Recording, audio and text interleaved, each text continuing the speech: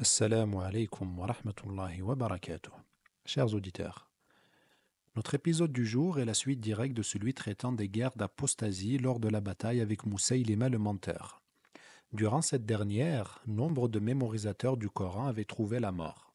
Lors, Omar ibn al-Khattab, celui qui va devenir le deuxième calife, avait suggéré à Abi Bakr de regrouper tous les fragments écrits du Coran éparpillés entre les compagnons en un seul. Ceci était une mesure de sécurité afin de préserver le livre, car étant donné le nombre de récitateurs décédés, il était probable que d'autres suivent. Même si le risque de voir les centaines, voire milliers de récitateurs restants disparaître avant d'avoir formé des successeurs était quasi nul, ce risque n'était pas de zéro. Qui plus est, nul ne savait ce que l'avenir réservait. Il apparaissait donc judicieux de procéder ainsi. L'histoire donnera d'ailleurs raison à Omar comme nous le verrons. Dans un premier temps, le véridique Abu Bakr n'avait pas apprécié l'idée car il ne voulait pas faire quelque chose que le messager paix et prière sur lui n'avait pas fait. Mais Omar finit par le convaincre. Cette lourde tâche allait être confiée à un jeune homme parmi les Ansar qui, en plus d'être un mémorisateur du Coran, était aussi l'un de ses scribes auprès du messager paix et prière sur lui. Ce jeune homme, qui se nomme Zayd ibn Thabit, n'était pas non plus en accord avec l'idée dans un premier temps, pour la même raison qu'Abi Bakr, à savoir que le messager paix et prière sur lui n'avait pas fait cela.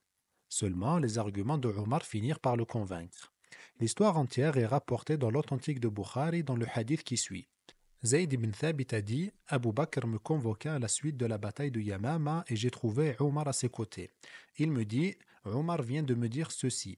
La mort a été intense parmi les récitateurs à Yamama et je crains que si ceux-ci continuent de se faire tuer sur les champs de bataille, une bonne partie du Coran risque de se perdre.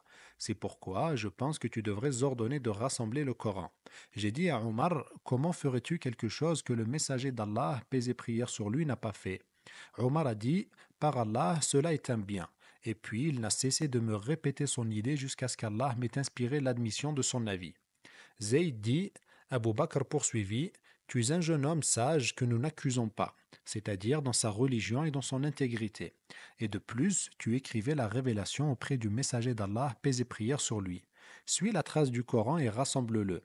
Par Allah, s'il m'avait chargé de transporter une montagne parmi les montagnes, cela ne m'aurait pas été aussi lourd que ce dont il m'a chargé comme regroupement du Coran.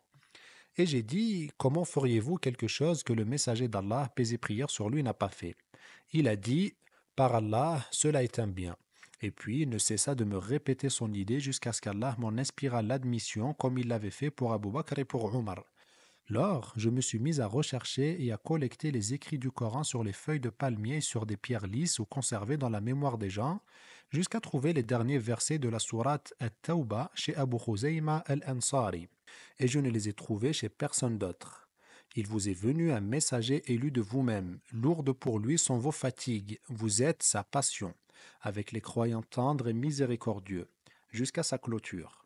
Les feuilles contenant le Coran furent conservées par Abu Bakr jusqu'à sa mort, puis elles furent déposées auprès de Omar, qui les garda jusqu'à sa mort, puis elles furent transférées à sa fille Hafsa. Pour accomplir cette tâche à la lourdeur dantesque, ce jeune compagnon Zayd ibn Thabit avait une méthodologie stricte dont voici les 4 fondements. Premièrement, le verset devait être mémorisé dans les cœurs des hommes.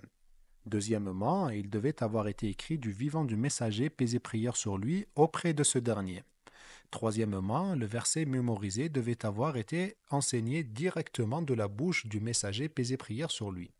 Et finalement, chaque compagnon qui avait un verset écrit à transmettre devait produire 2 témoins fiables pour attester que le verset en question a bien été écrit auprès du messager, paix et prière sur lui.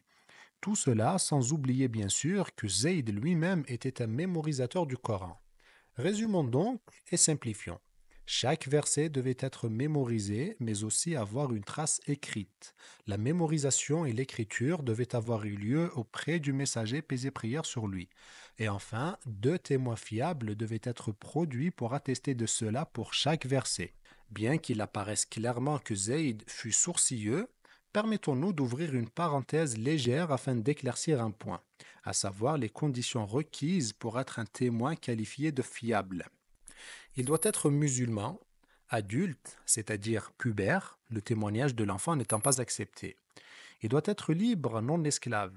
Il doit avoir sa raison, c'est-à-dire qu'il doit être exempt de toute atteinte mentale et doit être réputé avoir une mémoire fiable. Il doit être voyant, le témoignage de l'aveugle n'est pas accepté.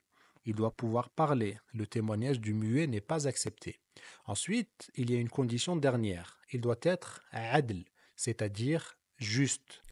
Les conditions pour être qualifié de juste sont les suivantes. Il doit avoir évité les grands péchés, non insistant sur les petits péchés, saint dans le secret, fiable en cas de colère, c'est-à-dire que ce doit être un homme que la colère ne pousse pas à la faute, et finalement il doit avoir préservé son honneur, à savoir qu'il fut un temps, manger debout était contraire à l'honneur. Ici, chers auditeurs, il nous apparaît que ce livre a bénéficié du soin le plus strict, d'autant plus que le niveau d'exigence des compagnons était plusieurs crans au-dessus de ce que nous avons cité, à tel point qu'aucun homme de notre époque n'aurait été considéré comme fiable auprès d'eux pour transmettre un verset du Coran. Parmi les compagnons, aucun n'a trouvé à redire quant à tout cela. Aucune trace ne nous est parvenue quant au désaccord de l'un d'eux, bien au contraire. Ibn Abi Daoud rapporte dans son livre Al-Masahif que Ali, qu'Allah l'agrée, a dit « La miséricorde d'Allah soit sur Abi Bakr. Il est le premier à rassembler ce qu'il y a entre les deux planches. » Comme cité dans le hadith précédent, Zayd ibn Thabit avait accompli sa tâche et avait rassemblé tous les écrits du Coran en un seul qu'il avait donné à Abi Bakr. Ce dernier le remit à Omar après lui, qui lui-même le confiera à sa fille Hafsa. Ensuite vint le troisième calife, Uthman ibn Affan, qu'Allah l'agrée. Il a été élu en l'an 23 de l'Hégire ou 644 en grégorien. À son époque, la superficie des terres d'islam s'était grandement développée. L'empire perse avait disparu et l'empire byzantin avait perdu l'Égypte, la Libye actuelle, Chypre, de même que toute la Syrie, le Liban et l'est de la Turquie actuelle. L'Arménie et l'Azerbaïdjan furent aussi pris. Les peuples non arabophones étaient donc entrés en masse dans l'islam, et ici, chers auditeurs, je vous invite à aller voir ou bien revoir l'épisode précédent car il est nécessaire à la compréhension de ce qui va suivre. Comme nous l'avons dit, le Coran a été révélé sous cette forme, et ce qui était à l'origine source de facilité devint avec le temps source de difficulté. Les compagnons, chacun avec la récitation qu'il s'était choisie, enseignaient ce qu'il avait appris. Lors, les non-arabophones, ne maîtrisant pas les subtilités de la langue, déformaient la récitation du Coran et divergeaient entre eux, voire entraient en conflit.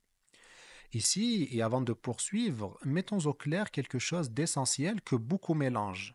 Il y a deux termes, Coran et Mushaf, qui sont absolument à distinguer l'un de l'autre. Le Coran, ou bien Qur'an, est la parole d'Allah. Le Mushaf est le livre composé de l'amas de feuilles sur lesquelles a été écrite la parole divine. Lorsque l'on demande à quelqu'un de nous passer le Coran qui se trouve à côté de lui, il convient plutôt de dire « Donne-moi le Mushaf près de toi ». La distinction entre les deux est absolument fondamentale pour la suite. D'ailleurs, le Coran étant la parole d'Allah, nous avons le droit de dire « Je jure par le Coran ». Cependant, s'il est voulu par ce jurement le mushaf et non la parole du miséricordieux, cela devient interdit.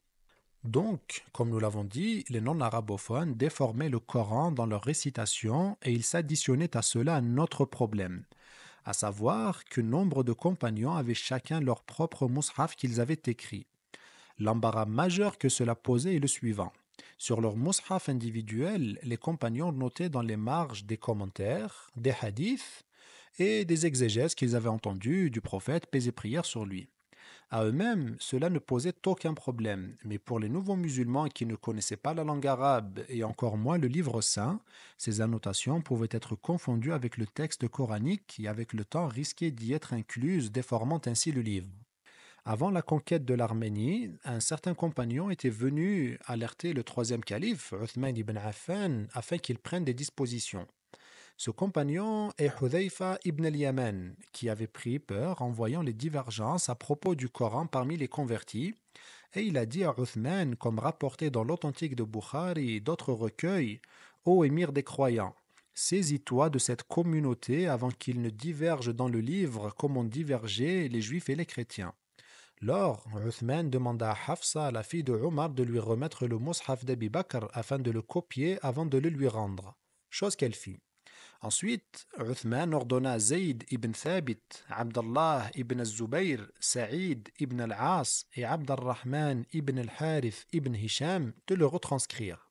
Zayd ibn Thabit était un Médinois et les trois autres des Qurayshites. Uthman a dit à ces derniers, si vous divergez avec Zayd sur quelque chose du Coran, alors écrivez-le selon la langue des Quraysh car il a été révélé avec leur langue.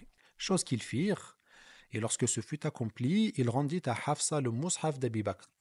Ensuite, il envoya à chaque contrée une copie du Coran et leur ordonna d'œuvrer avec, et il avait ordonné de brûler tout ce qui est resté comme écrit coranique en dehors de ces copies. Désormais, traitons de la méthodologie de cette mise sous écrit qui se résumerait sous ces points. Se contenter de ce qui a fait l'objet d'un tawatur, classer les sourates comme c'est connu aujourd'hui, car le Mus'haf d'Abi Bakr ne classait que les versets. L'écrire de manière à englober les 7 formes. Pour ce faire, il fut écrit avec le seul squelette des mots sans les points sur les lettres et sans le shekel que nous connaissons aujourd'hui, qui donne aux voyelles leur forme, ce qui permet dans certains cas de lire un mot de plusieurs façons, comme ici. Fatabayyanu, fatathabbatu, c'est-à-dire clarifiez-vous ou bien assurez-vous. Quand ce n'était pas possible de réunir toutes les possibilités de lecture dans un seul squelette de mots, il répartissait les différentes possibilités dans les différents mushafs écrits. C'est-à-dire qu'ils écrivaient une première possibilité dans un premier mushaf et une deuxième dans un deuxième. Comme ici dans la sourate du soleil.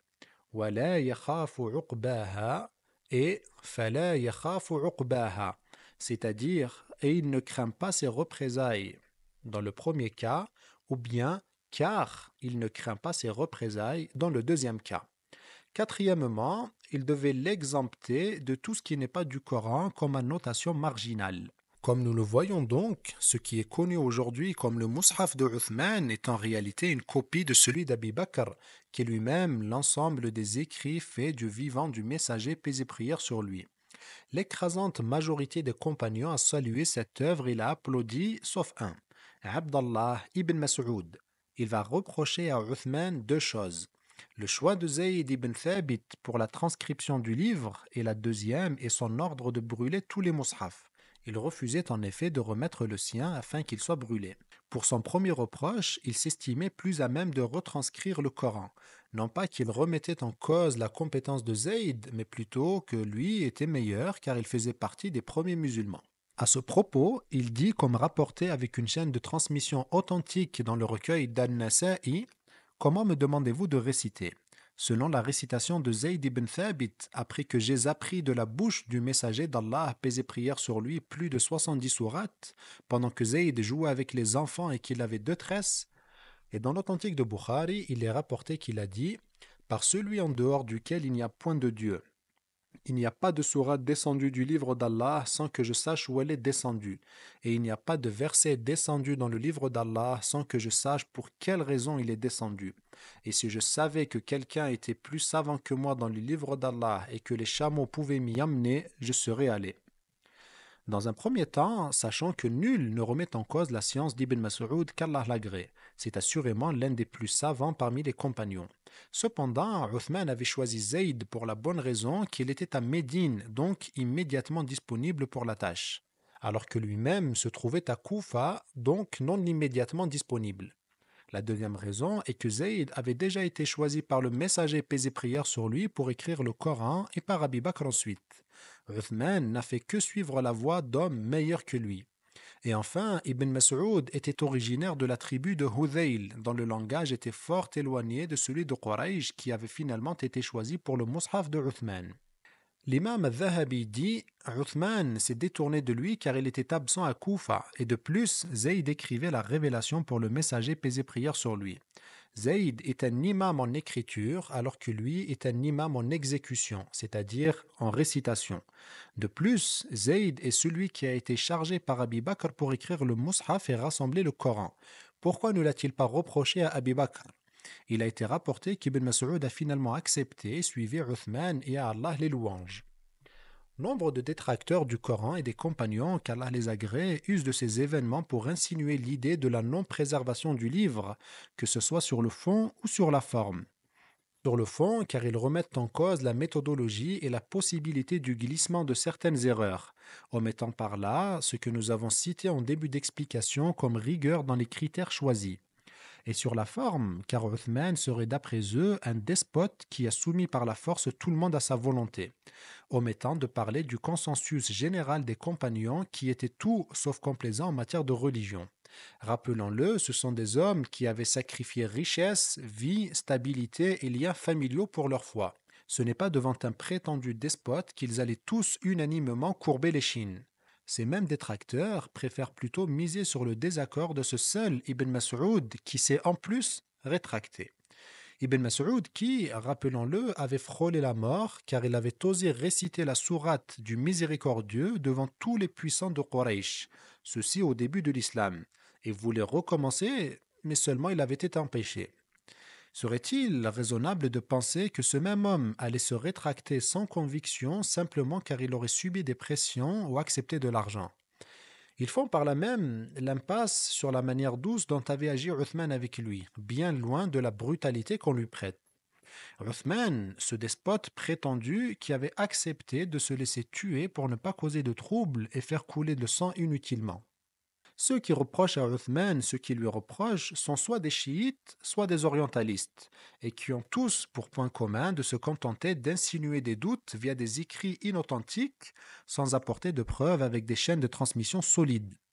La preuve qui anéantit entièrement ces futiles reproches sans leur laisser la moindre chance est celle-ci.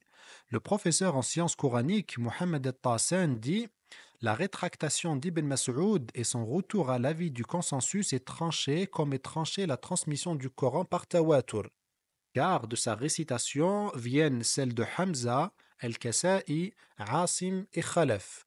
Les récitations de ces quatre sont issues de la sienne. À propos, la récitation la plus utilisée aujourd'hui est celle de Hafs à propos de Asim. Hafs a appris de l'imam Asim, dont la récitation remonte à celle de Ali d'une part et celle d'Ibn Mas'ud d'autre part. Cette récitation venant du Mus'haf de Uthman, cela montre clairement qu'Ibn Mas'ud a fini par suivre le consensus. Ceci étant dit, l'on vient à la troisième phase de l'avènement du Mus'haf tel que nous le connaissons aujourd'hui. En effet, nous avons dit que les compagnons avaient écrit le Mus'haf avec le seul squelette des mots. Cependant, les terres d'islam ne cessaient de s'étendre et les nouveaux musulmans non arabes se sont mélangés à ces derniers à tel point que les Arabes eux-mêmes se mettaient à déformer leur langue. Le risque de voir le Coran modifié avait de nouveau fait son apparition. Lors, un homme dont voici l'histoire intervint. Il se nomme Ziyad ibn Abih. Il était le gouverneur de l'Irak sous les ordres du calife Muawiyah. Le calife lui demanda de lui envoyer son fils pour une certaine affaire, et dans une conversation, ce dernier a commis un lahn, c'est-à-dire une mauvaise prononciation d'un mot. Muawiyah a blâmé Ziyad pour cela et ce dernier prit conscience du danger. Il demanda à un élève de Ali, qui s'appelle Abul Aswad ad-Du'ali, qui est celui qui a posé sur les ordres de ce noble compagnon à Ali donc les bases de la grammaire arabe, la science du nahu, afin qu'il trouve une solution à ce problème. Cependant, ce dernier refusa. Lors, Ziyad eut recours à une ruse. Il demanda à un homme de l'attendre sur un chemin et de lire le Coran devant lui en déformant un mot. Lorsqu'Abul Aswad vint, l'homme récita ce verset. أن الله بريء من المشركين ورسوله. Allah se désavoue des associationnistes ainsi que son messager. C'est-à-dire que son messager, lui aussi, se désavoue des associationnistes. Seulement, l'homme récita le verset de cette façon. أن الله بريء من المشركين ورسوله. C'est-à-dire qu'au lieu de dire wa rasuluh, il a dit wa rasulih, ce qui transforme le verset qui aurait voulu dire Allah se désavoue des associationnistes et de son messager. Lors, touché par cela et craignant le pire, Abul Aswad se décida d'intervenir. Pour donner leur forme aux lettres, c'est-à-dire les voyelles, il décida de mettre un point devant la lettre pour signifier la dhamma, comme pour dire ou, bou, tout, et ainsi de suite. Pour signifier la kasra, il décida de mettre un point en dessous de la lettre, c'est-à-dire pour dire i, bi, ti, et ainsi de suite. Et pour signifier la fatha, il mit un point au-dessus, c'est-à-dire pour dire a, ba, ta, et ainsi de suite. Les choses sont restées ainsi jusqu'au califat de Abd el-Malik une trentaine d'années plus tard. Ce dernier avait ordonné à son gouverneur de l'Irak, Al-Hajjaj ibn Yusuf, qui était à propos un excellent linguiste, poète et professeur de Coran avant d'être gouverneur. Il lui ordonna de remédier au problème de la propagation de la déformation de la langue arabe qui se poursuivait. En effet, nous avons dit qu'au début, les lettres n'avaient pas de point. Et donc, certaines se confondaient comme les lettres ba et ta. En effet, si nous leur enlevons les points, ces lettres ont exactement la même forme et pouvaient se confondre. Il en est de même pour les lettres fa et qa. Il en est également de même pour les lettres sa et da, etc. Al-Hajjaj chargea de la mission deux hommes du nom de Nasr ibn Asim et Yahya ibn Ya'mar, qui étaient les maîtres de l'arabe et du Coran à leur époque. Ils mirent donc les points que nous connaissons aujourd'hui aux lettres. Il les chargea aussi de diviser le Coran en les 30 parties et 60 chapitres aux hizb que nous connaissons aujourd'hui. À ce propos, les chapitres sont à distinguer des sourates. Une sourate longue peut contenir plusieurs hizb et un seul hizb peut contenir plusieurs petites sourates. Cette division avait pour but la facilitation du processus de mémorisation et ce n'est en rien une révélation.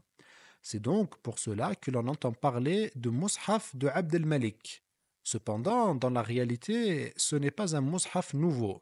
Ce n'est qu'un Mus'haf basé sur le Mus'haf mère de Uthman. Pour finir, environ un siècle plus tard, un savant du nom d'Al-Khalil al-Farahidi avait mis en place un système encore plus simple pour la lecture arabe via le shakl, qui donne donc les voyelles. Pour signifier la fatha, il mit un alif horizontal au-dessus de la lettre. Pour la kasra, il mit un petit ya en dessous de la lettre. Et pour la damma, il mit un mini waw qui ressemble à un œuf incliné. Plusieurs siècles plus tard, les années s'écoulant, le système que nous connaissons aujourd'hui a fini par s'installer. Finalement, pour mettre une fatha au-dessus de la lettre, l'on se contente de mettre un trait horizontal. Pour mettre la kasra, l'on met un trait horizontal en dessous de la lettre. Et pour mettre la damma, le petit waw a été maintenu. Chers auditeurs, c'est donc grâce à ces hommes et à ces femmes qui ont cumulé et conjugué leurs efforts que la récitation du Coran nous est aujourd'hui tellement facilitée.